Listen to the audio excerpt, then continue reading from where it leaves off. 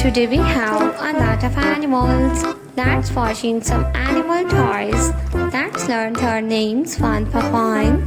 The first one is a clownfish. This is a clownfish.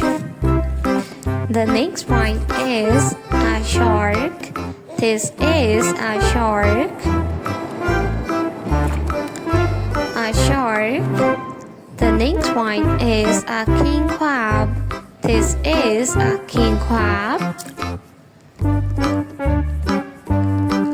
A starfish.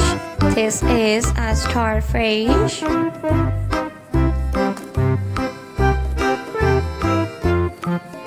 A frog. This is a frog. The next one is a scorpio.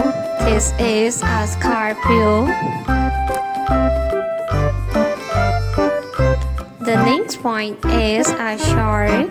This is a shark.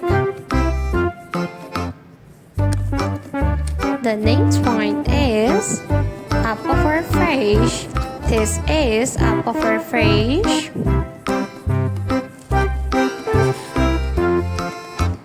Octopus.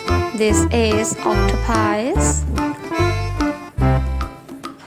Octopus has long legs.